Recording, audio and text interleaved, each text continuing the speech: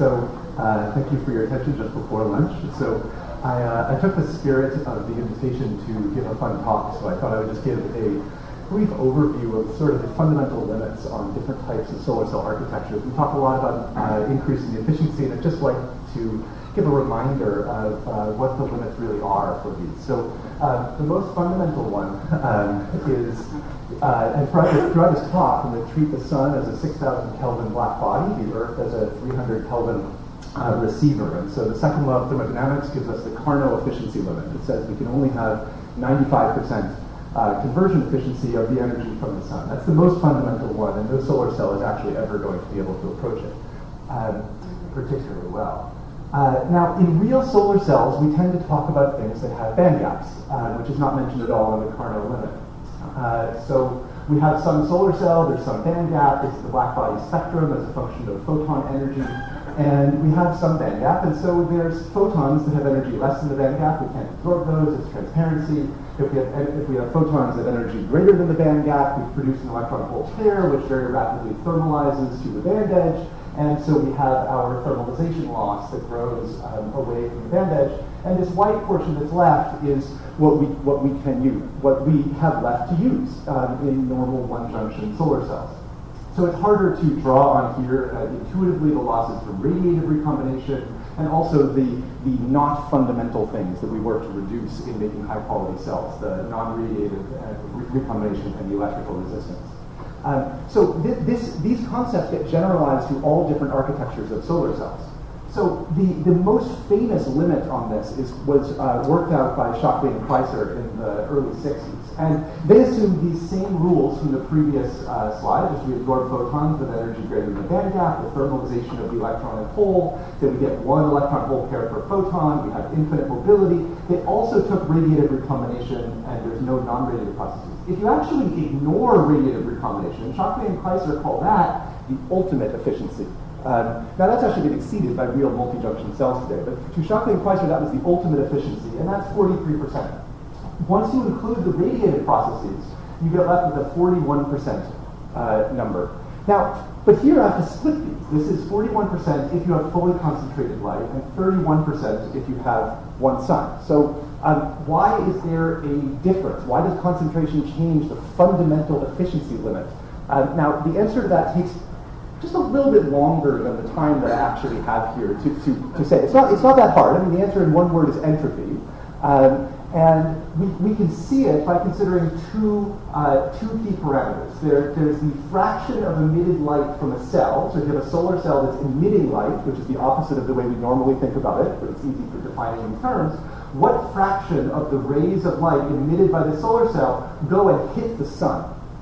Okay, so that fraction is Fs, and if just a normal cell, that's 1 over 46,000, roughly.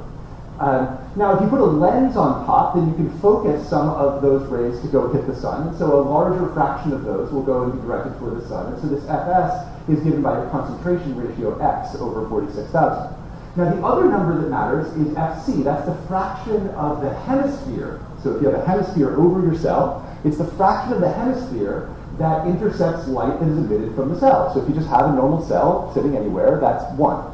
But if you imagine you have a photonic crystal or other kind of thing that restricts the angular emission from your cell, so for example, if you don't emit light out in these directions, then you can reduce this Fc. Now, the entropy of the light that is coming in and the entropy of the light that is emitted are in large part determined by these Fs and Fc parameters. So the optimal efficiency is when those are matched, so you don't have extra entropy generation that you did not need to have in the course of the absorption and radiative recombination processes. So that's when Fs equals Fc, which you can get either by concentrating up to 46,000 times or by restricting the angular emission from your cell so that all light that is emitted from the cell goes right up toward the sun. So that reduces Fc down to 1 over 46,000.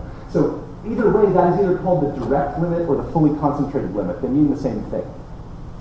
Okay, so with that, we can make a little chart. I'm going to add to this the side about the efficiency limits. Here's 1 is that little line at the top, 0 is that little line at the bottom. Here's the Carnot limit, the ultimate limit. They don't depend, and then the Shockley-Queisser limit, which depends on whether we have direct or diffuse, the general case, or anywhere in between. But these lines are just guides to the eye. That is not actually the curve through concentration space.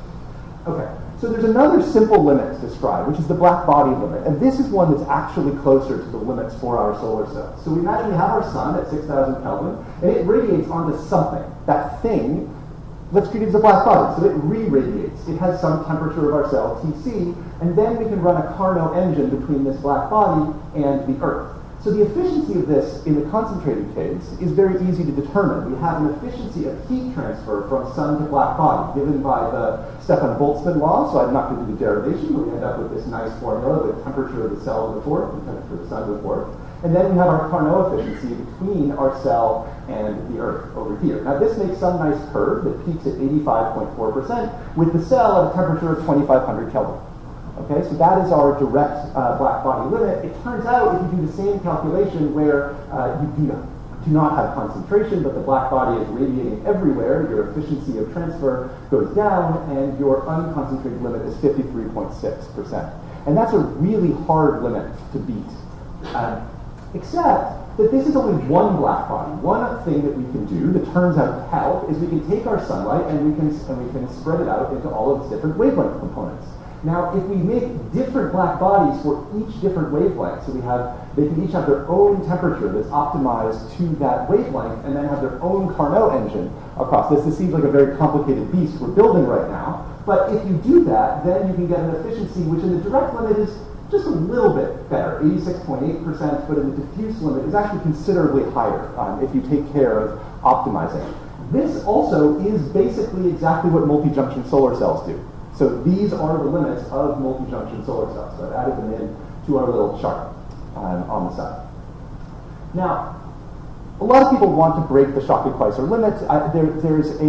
There's a number of different ways to potentially do this, but the general contenders are the multi-junction, the one that actually works. And then there's the things that I put in the capturing the low energy photons. So we can have up conversion, or we take two low energy photons, produce one higher energy photon, and then put that into a solar cell with higher band gap. There's the intermediate band cell, which those of you who know me know that I work on quite a bit, which is basically the same thing inside material. Two low energy photons produce one higher energy electron hole pair. In the organic world, there's the triplet fusion, where two low energy excitations merge to make one higher energy excitation. Then there's the capturing the high energy photons. We down convert from a high energy photon to two low energy photons, or we split a singlet excitation into two triplet excitations, or we have the generic form multiple exciton generation. So you get more than one electron hole pair from high energy photons above your band gap. And then, fundamentally different from those is the hot carrier solar cell. In principle, you absorb all the light, but you then want to extract your electron hole before they thermalize, so that you can get more energy from those. Now, I can't go through. There's a lot of stories to be told about the efficiency limits of each of these, but I'll just mention the multi-junctions because, I don't know, I mean, they work, so they get more play. So the one-junction version of it is just the Shockley-Queisser limit. Sorry for the little topography of the Mac PC switch here, but the two-junction limit, there's two different versions, whether we want to say that the currents have to be matched between the subcells or not. You can see the current matching imposes a very small change in the efficiency limits between having a two-junction or a three-junction. In the infinite limit, it doesn't matter because you can choose your junctions in the infinite junction limit to not worry about current matching, and this is just the infinite black body case. And so these are the things we're targeting as we make our high efficiency solar cells. Now I'll conclude with just one slightly bigger slide, which includes a couple other limits. There's a Landsberg limit, which I don't have time to mention, but the multiple excitons are a funny one, where they're almost at the they're above the one black body and below the infinite black body limit under direct light. But if you put them on diffuse, they would get knocked down this chart several notches, which is a sort of interesting part of the physics of multiple exciton generation. The hot carrier solar cell is essentially making the single black body inside the solar cell, so it is not a surprise that the one black body limit is exactly the same here. I would put my favorite intermediate band solar cells, which have exactly the same theoretical limits as the triple junction current matched cells. And this chart is really what we can hope to get from our different architectures, and I like to keep it in mind when we try to make them. So I hope that was a helpful refresher and overview, and I'm happy to take questions or just go to get lunch.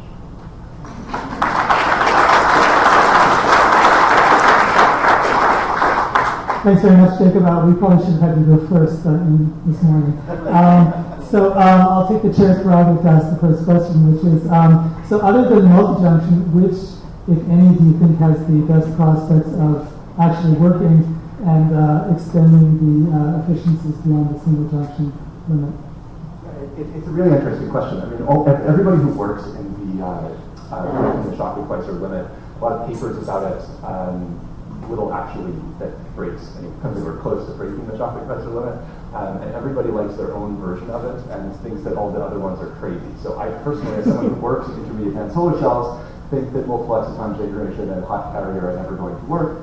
I think that up conversion and down conversion are extremely inefficient and will never do it. I think that intermediate band is just around the corner.